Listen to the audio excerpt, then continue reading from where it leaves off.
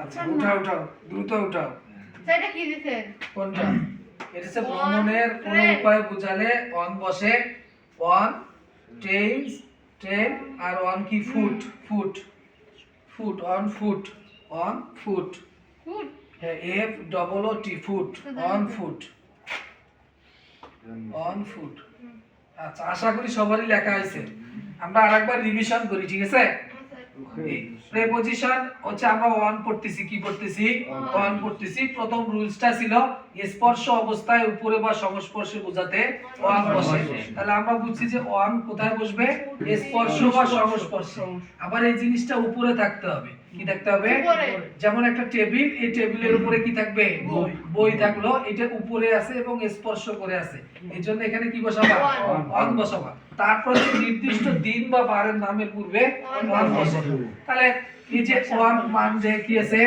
On মান যে সোমবার, মানে বারের নামের পূর্বে কি বসাবা? হ্যাঁ, বারের এবং হচ্ছে দিনের নামের পূর্বে অন বসাবা। সদস্য বুঝাতে কি বুঝাতে? সদস্য বুঝাতে। যেমন তুমি একটা কমিটির সদস্য, কিসের সদস্য? কমিটি। তাই দেয়ার আর নো ওম্যান, মানে এই কমিটিতে কি নাই? এই কমিটিতে হ্যাঁ নাই, হ্যাঁ শুধু পুরুষ আছে কিন্তু। তাহলে কোথায় বুঝাইছে? সদস্য কোথাকার সদস্য? কমিটির সদস্য। কোন কিছু সম্বন্ধে বা অর্থে, কোন কিছু কি সম্বন্ধে বা অর্থে। ধরো এই যে এই বইটা কি আছে? এই বইটা কি সম্বন্ধে বলো দেখি? ইংরেজি। কি সম্পর্কে?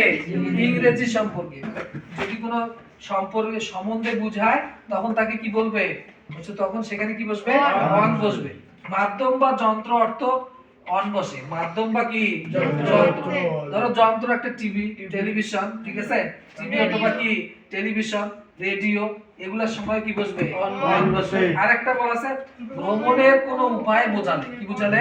ভ্রমণের কোনো উপায় বোঝালে। ভ্রমণের উপায় যেমন হচ্ছে যে তুমি ভ্রমণ করো কি কি উপায়ে? তুমি পায়ে হেঁটেও ভ্রমণ করতে পারো, তুমি ট্রেনের মাধ্যমে ভ্রমণ করতে পারো, তুমি বাসের মধ্যেও ভ্রমণ করতে পারো। এই যে ট্রেন, বাস, পায়ে হাঁটা, ফুট, এগুলোর ক্ষেত্রে কি বসবে? অন বসবে। বোঝা গেছে? আচ্ছা একটু পড়ো, একটু রিয়ালাইজ করো, 2-1 মিনিট পড়ো।